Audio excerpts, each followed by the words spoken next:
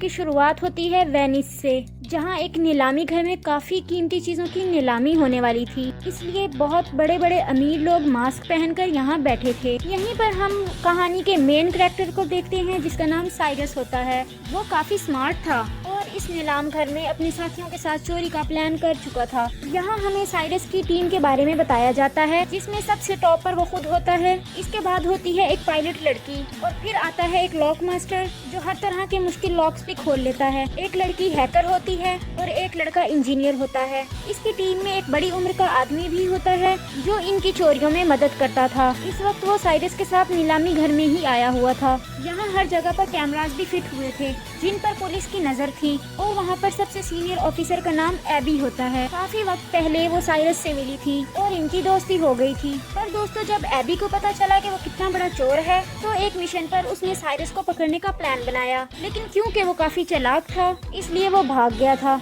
लेकिन इस बार एबी अपनी टीम के साथ पूरी तरह से तैयार थी कि जैसे ही साइरस चोरी करेगा वो उसे रंगे हाथों पकड़ लेगी। और दोस्तों, अब नीलामी शुरू हो जाती है। सबसे पहले एक काफी महंगी पेंटिंग को लाया गया। इसकी एक के बाद एक बोली लगने लगती है। लेकिन दोस्तों, आखिर में वो 2 करोड़ की बिक जाती है। लेकिन ये चोर साइरस और इसके साथी जो पहले ही लाइन में बैठे हुए थे वो इस ताड़ में बैठे होते हैं कि पेंटिंग को कस्टमर तक पहुंचने से पहले ही चोरी कर लेंगे और उसी वक्त ब्लैक मार्केट में उसको 2 करोड़ के दाम बेच देंगे। जिसके बाद बारी आती एक बहुत ही खास चीज की, जिसका नाम NFT था। और क्योंकि इसको बनाने वाला क्रिएटर अपनी पहचान नहीं बताना चाहता था इसलिए उसने चेहरे पर मास्क लगाया हुआ था। अब इस क्रिएशन NFT में तकरीबन 200 कैमरा लगे हुए थे जो वीडियो रिकॉर्ड करके बहुत ही अच्छी वीडियो एडिट करके देते थे। अब दोस्तों, इसकी नीलामी शुरू हुई। 1.5 से 2 करोड़ और 2 से 2.5 करोड़ हुई ही थी। तो तभी यहाँ हैकर अपना काम करती है। वो एक बटन दबाकर लिफ्ट कहती है। इस तरह वहाँ की सारी लाइट्स बंद हो जाती हैं और वहाँ पर धमाके होने लगे। वहाँ हर तरफ अफरा तफरी मच गई। अब जहाँ पर अमीर लोग भागने का सोच रहे थे यहाँ पर साइरस अपना काम करता है। तो जो दोस्तों 2.5 करोड़ की बोली लगी थी वो खुद साइरस ने लगाई थी। इसके बाद अब वो खुद NFT के क्रिएटर के पास आया और उसे कहता है कि आप मेरे ठिकाने पर ही आ जाओ और वहीं पर आपसे NFT ले ली जाएगी और पैसे भी हम वहीं दे देंगे। अब ये सारी चीजें ऊपर बैठी एबी देख रही थी और साइरस की टीम जो यहाँ से भाग रही थी उनके पीछे पीछे एबी और उसकी टीम पड़ जाती है। वो खास किस्म की कश्ती स्पीड बोट में बैठ जाते हैं और पुलिस को चकमा देकर समंदर के बीचों बीच आ जाते हैं और वहाँ पर उन्होंने बैरियर्स खड़े कर दिए जिसकी वजह से पुलिस पीछे ही अटक गई और वो लोग वहाँ से आगे निकल जाते हैं। वो लोग अपने ठिकाने उस शिप में पहुँचे जहाँ पर वो NFT की लेन देन के बाद पार्टी करते हैं। एबी जो अभी भी लोगों की छानबीन कर रही थी वो पार्टी में आए लोगों की वीडियो ध्यान से देख रही थी। उसकी नजर साइरस के साथी हेल्पर पर जाती है जो अभी भी वहीं मौजूद था। इसलिए ये लोग उस तक पहुंचकर उसे पकड़ लेते हैं। उधर पता चला कि इन चोरों ने जब NFT को चोरी किया तो ब्लैक मार्केट में उसकी कीमतें बढ़ती चली गयी। 3 से 4 और 4 से 5 करोड़ और फिर 8 करोड़ हो गई। लेकिन उस NFT को चलाने के लिए यानी एक्टिवेट करने के लिए उन्हें असल मालिक की जरूरत थी। इसलिए वो उस क्रिएटर को भी उठा लाए थे। साइरस उससे बात करता है कि तुम्हारा NFT जहां मार्केट में 2.5 करोड़ का बिकना था अब वो ब्लैक मार्केट में 8 करोड़ का बिक रहा है। तुम्हें क्या लगता है हमने तुम्हें ऐसे ही अगवा किया? नहीं, बल्कि ब्लैक मार्केट में बेचकर हम तुम्हें आधा मुनाफा देंगे और इस तरह तुम्हारा और हमारा दोनों का फायदा होगा। तो टेंशन ना लो और जम के पार्टी करो। साइरस की टीम का हेल्पर एबी के सामने बैठा हुआ था और एबी के सवालों का उल्टा सीधा जवाब दे रहा था। एबी कहती है कि मैं तुम्हें जेल में डाल दूंगी और सबके सामने तुम्हारी सच्चाई ले आऊंगी। बेहतर यही होगा कि तुम अपनी टीम के बारे में हमें सब कुछ बता दो।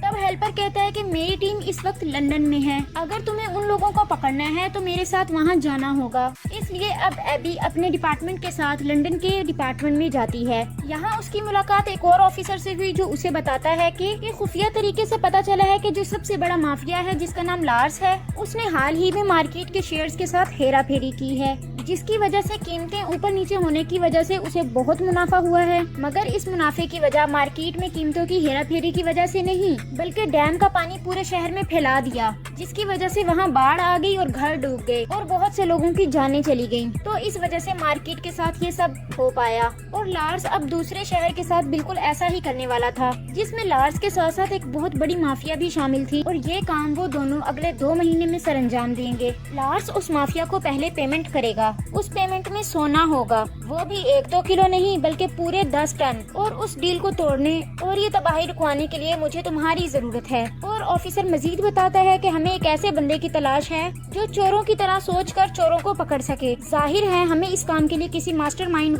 बंदे की जरूरत है। और वो कौन है तुम अच्छे से जानती हो, साइरस। जिस पर एबी फौरन बोली, no no no no sir, जैसा आप सोच रहे हैं वैसा कुछ भी नहीं है। आप चाहते हैं मैं साइरस के पास जाकर उससे मदद मांगू और वो भी हमारी मदद करने को तैयार हो जाएगा?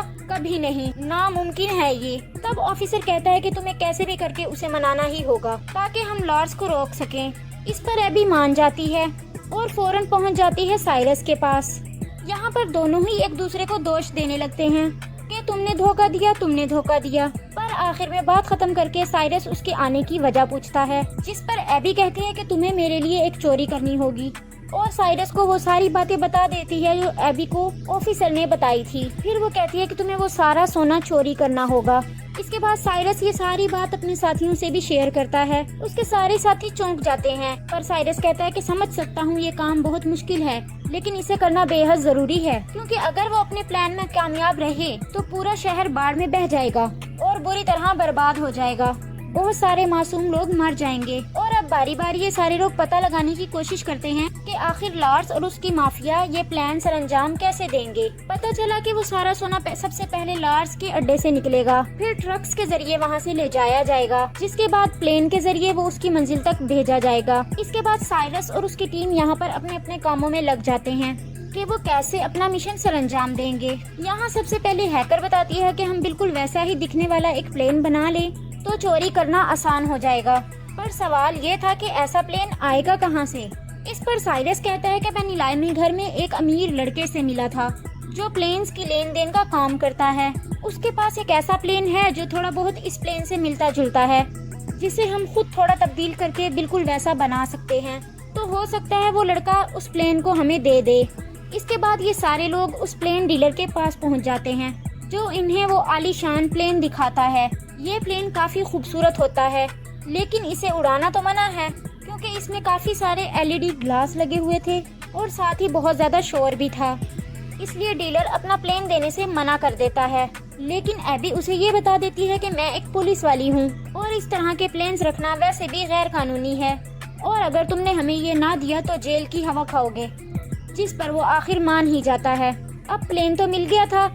इसके बाद सबसे बड़ा मसला ये था कि रेडार पर हेराफेरी कैसे की जाए। इसके लिए इन्हें बनाना होगा PSI, जो इस तरह के सिग्नल्स बनाएगा कि हालांकि हवा में 2 ही प्लेन उड़ रहे होंगे, मगर वो सिग्नल सिर्फ एक ही प्लेन को जाएगा।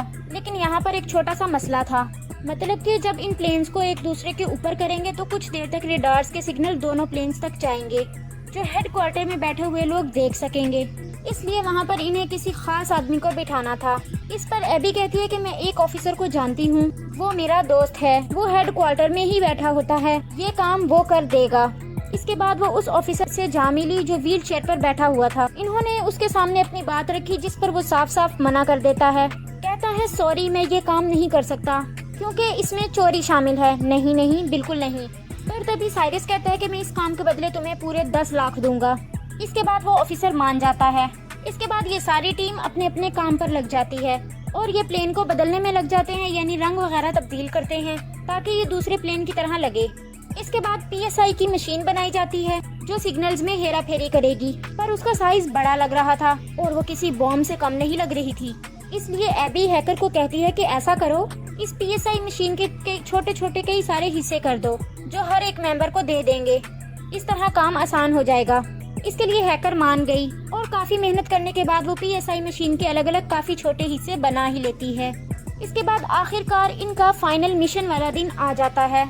यहाँ सब लोग अपने अपने हिसाब से तैयार होते हैं। इन्होंने आधे टिकट बिजनेस क्लास के लिए थे और आधे टिकट इकोनॉमी के, ताकि ये पूरे प्लेन में फैल जाएं। पता चला कि लॉर्ड्स के 2 गुंडे बिजनेस क्लास में और 3 गुंडे इकोनॉमी क्लास में होते हैं, जबकि सबसे नीचे था 10 टन सोना।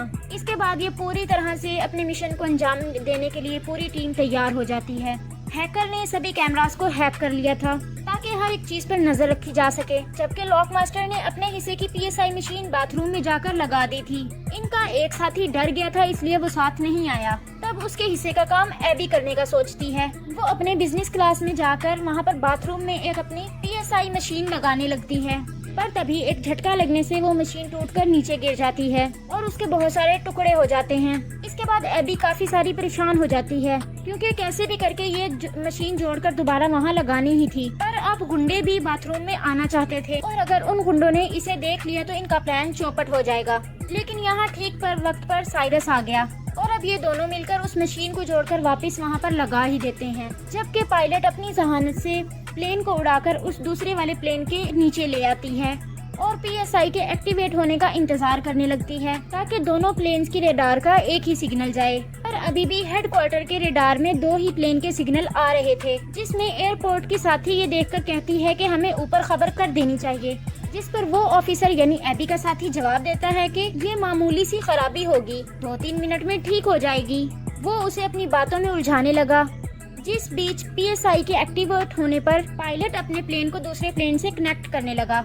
ऐसा होते ही सिग्नल मिलने लगते हैं, जिसमें अब रेडार पर सिर्फ एक ही प्लेन शो हो रहा था, जिस पर ऑफिसर कहता है कि देखो ये खराबी हुई थी, मैंने कहा था ना, लो अब ठीक भी हो गया।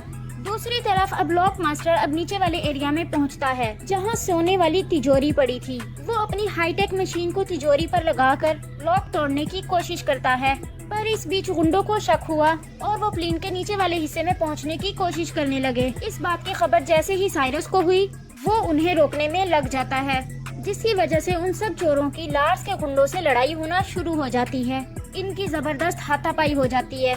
चलते प्लेन में ये लोग लड़ रहे थे। अब झटके लगने की वजह से पायलट को लगता है कि जैसे प्लेन में कोई गड़बड़ी है, जिसकी वजह से वो फौरन हेडक्वार्टर में खबर करता है। तब एबी का साथी ऑफिसर उसे कहता है कि शायद मौसम खराब है, आपको पास ही के हवाई अड्डे पर प्लेन को उतारना होगा। तब उसकी बात मानकर पायलट प्लेन को उतारने लगता है, पर ये जगह प्लेन को लैंड करने के लिए बहुत छोटी थी, जिसकी वजह से काफी मुश्किलात का सामना करना पड़ता है। लेकिन वो जैसे तैसे करके उस प्लेन को उस छोटे से हवाई अड्डे पर उतार ही लेते हैं। इसलिए साइरस की पायलट साथी भी प्लेन को वहाँ पर लैंड करवा लेती है और इस बात का लार्स को भी पता चल गया था कि हमारा प्लेन हाईजैक हो चुका है। जहां उसे लैंड करवाना था वहां लैंड करवाने के बजाय कहीं और लैंड हो चुका है। इसलिए लार्स अपने साथियों को कहता है कि जिसने भी मेरे सोने को मेरे तक पहुंचने से रोका है उसे खत्म कर दो या फिर मेरे पास ले आओ। उधर लॉक मास्टर साइरस से माफी मांगता है कि प्लीज मुझे माफ कर दो, मैं टाइम के अंदर अंदर लॉक तोड़कर सोना नहीं चुरा पाया। अब ये सोना गुंडों और लार्स की हेड माफिया के हाथ लग जाता है और वो अपनी खतरनाक डील कर लेंगे। अब इनके पास कोई और रास्ता नहीं था, इसलिए गुंडों समेत वो सोने के साथ लार्स के पास जाने लगते हैं। इन्हें प्लेन के जरिए साइरस की पायलट ही ले जा रही थी और लार्स के पास वो माफिया भी आ पहुंचती है, जो चाहते थे कि डील होते ही जल्द से जल्द शहर में बाढ़ आ जाए और मार्केट के शेयर्स ऊपर नीचे होने से दोनों को ही बहुत ज्यादा फायदा हो। लेकिन उस माफिया को भी पता चल गया था कि जिस प्लेन के जरिए उनका सोना आने वाला था वो हाईजैक हो गया था। पर लार्स उसे समझाता है कि गुंडों ने सूरत हाल को अपने कंट्रोल में कर लिया है, माल आपको जल्द मिल जाएगा, बस डील को कैसे भी करके आज के आज फाइनल करना है। उधर प्लेन में अभी भी लड़ाई हो रही थी, जिसकी वजह से PCI के सारे हिस्से बर्बाद हो गए और ऐसा होने की वजह से अब हेडक्वार्टर के रेडार में 2 प्लेन शो होने लगे। तब प्लेन को ट्रेस करके गवर्नमेंट अपने फाइटर जेट्स को वहाँ भेजती है ताकि वो उन पे हमला कर दें। लेकिन यहाँ पर साइरस और पायलट अपना दिमाग लगाते हैं और वो प्लेन को उल्टा करके लिख देते हैं कि इसमें लोग हैं, इसलिए हमला ना किया जाए। इसलिए फिलहाल वो फाइटर जेट्स इन पर हमला नहीं करते, बल्कि पीछा करने लगते हैं ताकि जब ये प्लेन लैंड हो तो पुलिस वहाँ जाकर सारी सूरत हाल को हैंडल कर ले। इसके बाद ये प्लेन लैंड होता है लार्स के महल के ग्राउंड में और उसके आलीशान से घर को बर्बाद करते हुए आगे बढ़ता है। सिर्फ यही नहीं बल्कि सिक्योरिटी दीवार को तोड़ते हुए प्लेन अंदर जाता है और ऐसा होने की वजह से सारे का सारा सोना भी निकलकर बाहर गिर जाता है। ये देखकर माफिया कहती है कि अब तो मैं सारा सोना भी ले लूंगी, साथ ही हमारी डील भी कैंसिल। ये कहने के बाद वो जहाँ से जाने लगती है, पर लार्स जिसे गुस्सा आ गया था उस माफिया को शूट करके मार देता है। तभी यहाँ पर वो पुलिस भी आ गई जो उनका पीछा कर रही थी। वो लार्स को चारों तरफ से घेर लेती है। पुलिस जैसे ही लार्स को पकड़ने लगी, वो कहता है कि ये मेरा अपना घर है और ये चोर यहाँ पर आए थे उस माफिया औरत के साथ डील करने के लिए। असल गुनाहगार माफिया ही है, इन चोरों ने ही माफिया औरत को मारा है और पुलिस उनको ही पकड़ कर ले जाए। पर यहाँ साइरस अपना दिमाग लगाता है। वो प्लेन की LED ग्लास और NFT क्रिएशंस की वजह से पुलिस को ये दिखा देता है कि असल गुनाहगार लार्स है। इसने ही औरत माफिया से सोने की डील की पूरे शहर को बर्बाद करने के लिए, इसलिए लार्स को पुलिस गिरफ्तार कर लेती है। इस मिशन में एबी और लंदन का ऑफिसर भी शामिल था, जिनका मकसद ही इस डील को रोकना था। अब इस मिशन में कामयाब होने के बाद वो सारा सोना अपने साथ ले जाते हैं। एबी साइरस की टीम का हिस्सा बन जाती है। यहाँ पता चलता है कि एबी जब बच्ची थी तो उसे एक पेंटिंग काफी पसंद आ गई थी, जो साइरस अब उसे गिफ्ट करने का सोचता है ताकि एबी उससे मुतासिर हो जाए और ये दोनों फिर से एक हो जाएं। इसके बाद सबसे बड़ी बात यहाँ सामने आती, असल में लॉक मास्टर ने वहाँ से सारा सोना निकाल लिया था और उस लॉक में असल सोने के बजाय नकल सोना रख दिया और इस तरह करके दिखाया कि वो तिजोरी तोड़ने में कामयाब नहीं रहा। यानी जो सोना पुलिस के हाथ लगा था वो सिर्फ सोने जैसे दिखने वाली लोहे की ईंटें थी, जबकि असल सोना तो उसी वक्त आसमान से साइरस की टीम ने गायब कर दिया था और ये लोग उसे अपने ठिकाने पर भिजवा चुके थे। यानी ये चोर एक बार फिर अपने मास्टर प्लान की वजह से इतनी बड़ी चोरी करने में कामयाब हुए। ये लोग फिर अपना सोना लेने के लिए जाते हैं और इतनी बड़ी कामयाबी की वजह से एक दूसरे के साथ गले लगते हैं। इनकी खुशी का कोई ठिकाना नहीं था। वैसे दोस्तों, अगर मुझे भी इतना सोना मिलता तो मेरी भी खुशी का कोई ठिकाना ना रहता। तो दोस्तों, कैसी लगी आपको हमारी ये वीडियो? अगर आपको पसंद आई है तो हमें कमेंट सेक्शन में लाजमी बताएं और हमारे चैनल को अभी तक आपने सब्सक्राइब नहीं किया तो सबसे पहले हमारे चैनल को सब्सक्राइब करें और बेल आइकन को प्रेस कर दें ताकि आप हमारी लेटेस्ट वीडियोस को टाइम पर देख सकें। शुक्रिया।